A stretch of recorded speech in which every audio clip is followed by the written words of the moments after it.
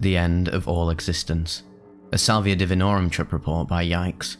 Posted to earwid.org December 23rd, 2012.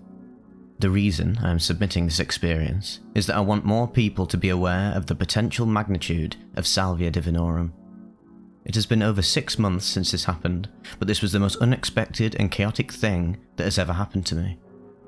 I'll do a brief overview so the reader can understand what kind of set I had for the trip, but for those of you that just want to read about it, I smoked half a gram of 40x Salvia out of a bubbler in pitch dark. I did this by myself, lying in my bed with my eyes closed. At the time of the trip, I had just gotten back from a year-long stint in a lockdown residential treatment centre in Utah. My parents sent me there for smoking pot all throughout my freshman year of high school. My only previous experience of hallucinogens was right before I was sent away. I took 1.5 grams of OK mushrooms and, while looking back I wouldn't call it a strong trip now, at the time, it was one of the best days of my life in terms of revelations, epiphanies, etc. Anyways, a year later, I returned home hoping to repeat my psilocybin experience. I took the subway to my local head shop and bought 1 gram of 40x Salvia. I waited until 1 in the morning before I brought my stash from under my bed. In my house, the attic was converted into 2 bedrooms, so I'm a floor above my parents, so smell from the smoke is not an issue. As I looked at the bowl, I encouraged myself, it's been a year since the mushrooms. You've changed as a person and matured since then, all accomplished while sober. It's alright to trip balls now. Packed 0.5 gram of salvia into my bubbler with a screen to protect it from falling into the water. My plan was to take the hit, lie down, close my eyes, and turn on my iPod when I started to trip. It was completely dark in my room, and I had to use my phone for light as I packed the bowl. When it was all ready, I tried to get myself into a mind state that helped me personally have a good mushroom experience. I thought briefly about my entire life and how I could make room for change in the ways I handled situations and conducted myself. I put my lighter to the bowl and inhaled. Even though I took in quite a large hit, the bubbler made sure the smoke was not harsh. With the smoke still in my lungs, I put the bubbler underneath my couch along with all my other materials. The couch is right next to the bed, so I accomplished this while lying down. When that was done, I laid the back of my head on the pillow and concentrated on just holding the smoke in. During my stay in Utah, I became interested in Buddhism, meditation, and all that, so I decided to close my eyes in hopes of having a more spiritual or mystical experience. After about 20 seconds, I started to feel extremely lightheaded, kind of like after I stand up suddenly after reclining for extended periods of time. With my eyes still closed, I began to exhale. It is hard to describe how I arrived at my destination. All I can remember is that the reality that I had previously known had ceased to exist.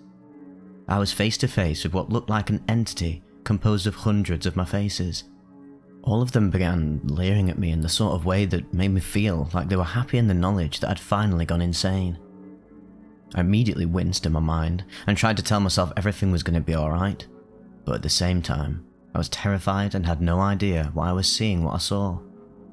It was as if my subconscious was answering my fears. A voice from behind me said, "This is a bad trip, my name. You are going to have to deal with it." I tried screaming out, "How?" But as the monster made up of all my faces moved closer, my body seemed to crumble into multiple interlocking puzzle pieces, which made it impossible to run or defend myself. Eventually, these puzzle pieces became so distorted and strung out, I could no longer identify them as my body. I could vaguely remember something called Salvia, but I made no connection from the drug to where I was.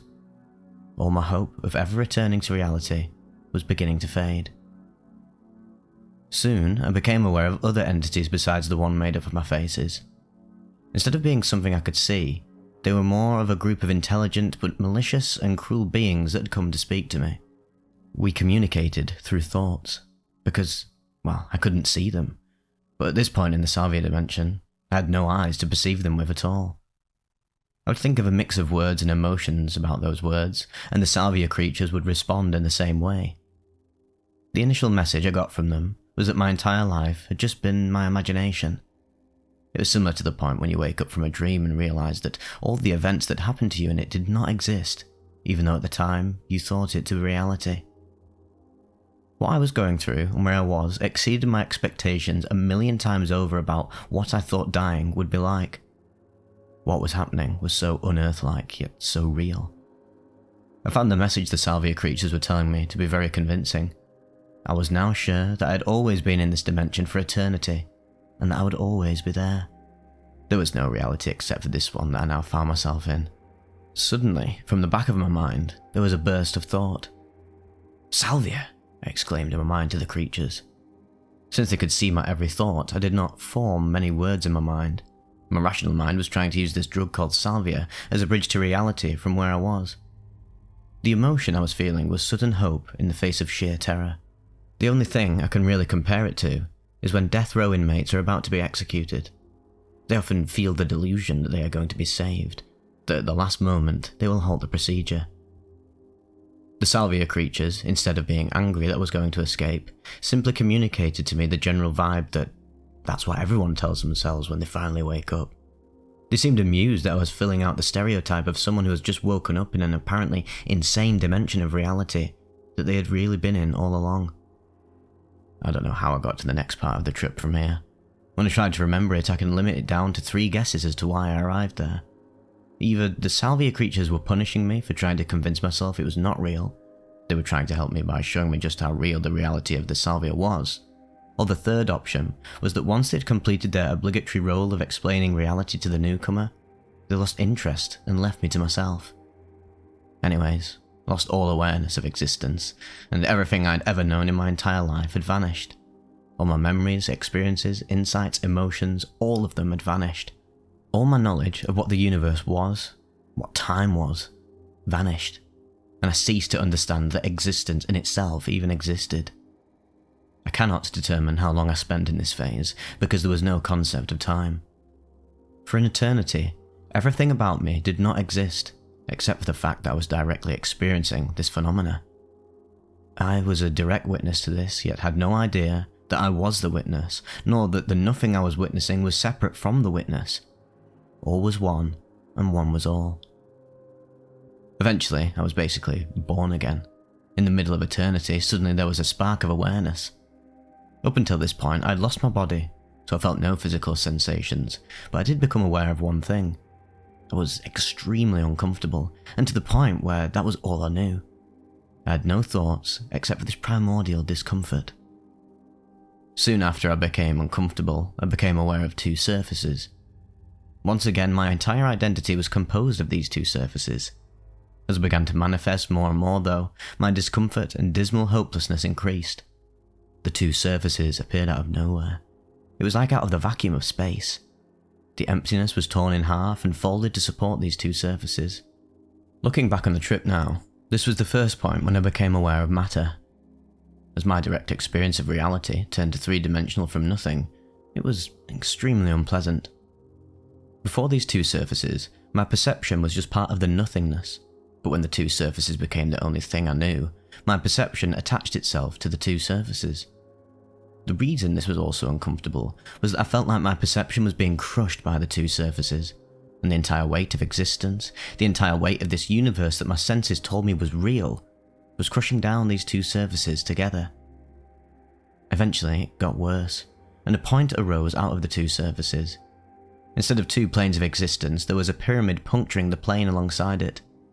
It did not go through it, it was just resting on the plane with infinite weight.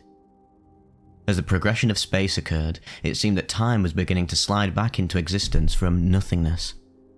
Once again, my perception, or mind, was trapped between these 2 planes, but the pyramid or spike made it even more unbearable as the weight of reality constricted it to a single point at the top of the triangle. This was the first cosmic goal I had after being reduced to nothing. I became aware that I was suffering and that existence did not have to play out like this. My entire existence seemed to be for the sole purpose of escaping this entrapment, or at least making it less uncomfortable. As time became more and more real, years passed as the pyramid slowly grew. I had neither identity nor hopes during those years, only a subconscious desire to unstick myself from this weight of reality. Eventually, the plane of existence behind the pyramid became a cube. I realised that the three-sided pyramid that had been the bane of my existence was one side of a four-sided three-dimensional cube. At this point, there was no plane of existence, only the cube comprising the entire universe. After spending so many years feeling the weight of the upper cube of existence, I began to identify with the lower plane as being me or my mind. It was this that caused the lower plane to crumple up and become a globe or blob that was stuck to the edge of this cube. The cube was the universe that was slowly and painfully creeping back into the awareness of my mind, which was, in a sense, the lower plane that became the blob. I'd regressed so infinitely that the only way the universe could make itself aware to me was through direct contact. Time seemed to speed up, and I felt like I spent only a couple of months with my mind attached to the cube. The turning point of my trip, when I started to begin my slow progress out of it, which did not occur in one instant, was not an aha moment with newfound hope. I just eventually had the realization wash over me that I was not doomed to existence smeared between universal shapes. It was like being submerged into cold water. However, at this point, I assumed the reality I would return to would be the Salvia one. Slowly, I started to grow a body out of the blob stuck to the cube. This ordeal only took a couple of days. As soon as I became aware of the Salvia reality around me, space seemed to extend infinitely around the cube. It was no longer the universe in its entirety. Eventually, I had a fully grown body attached to the cube by my head. The texture of the cube was extremely dense and hard, but when my eyes grew back on my face, I could see the surface of the cube had a pattern similar to what a brain looks like after it has been removed from a cadaver. The very best thought that was going through my head was relief that one day I would die and was no longer doomed to spend eternity in this state. With the return to Salvia land came the realization that it had all been a drug-induced voyage. This was not exactly good news to me though, because that did not make all the years I spent there cease to exist, nor did make the experience any less dramatic. It was like all my memories, knowledge, returned to me while standing in Salvia land with my head attached to this large cube. As I began to think about eventually leaving this place one day, I began to take an interest in my surroundings. The cube that I was attached to seemed to be 10 feet tall and was in an immensely large cavern. There was a discernible ceiling to it, but where the walls met the ground was so far away I could not even see it. In fact, for all I know, the ceiling could have been some distorted sky. Everything was various shades of red, except for holes in the sky and ceiling, placed randomly that shined with a gross shade of yellow. I turned to try to see how I could remove myself from this cube, when I noticed there were other people attached to the cube with me. One was a good friend of mine, and the other was a man I had never seen before. My friend looked hopeless, and I assumed that somehow he had made the mistake of venturing into Salvia space too. I asked him what would happen now that you have tripped this hard. I was still trying to figure out how I would eventually make my way back to reality now that I'd figured out it was a trip. And his reply was, well, most people usually commit suicide or become addicted to heroin. I'm not going to do either of those things, I remember thinking, even if I have to see a therapist every single day for the rest of my life. I don't remember what caused it, but at some point I opened my eyes and was able to crawl. If I stayed in the same spot for more than a second, then I would get sucked back and would still be attached to the cube. I crawled around my bed for a couple of minutes just trying to stay in this dimension.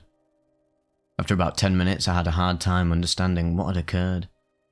I just thought, oh well, that wasn't so bad, I'm still here.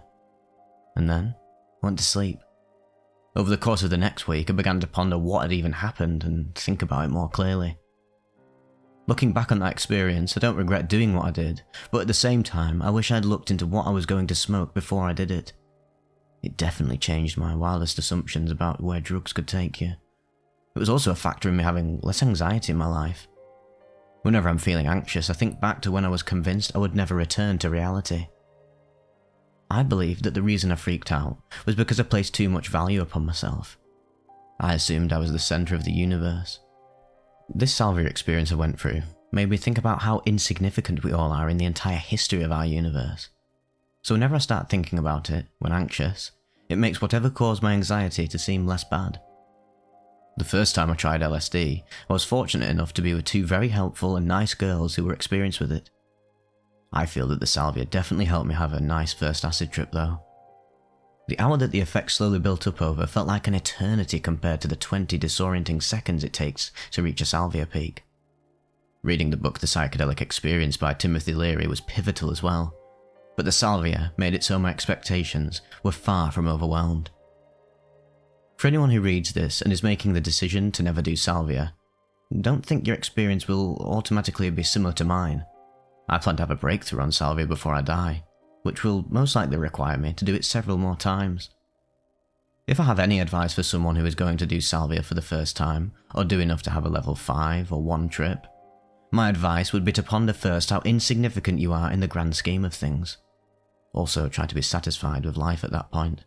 And yes, I do know that that is a pretty difficult thing to ask, but when you feel like you have lived a good life, then it probably won't feel as horrifying when it all disappears. Good luck.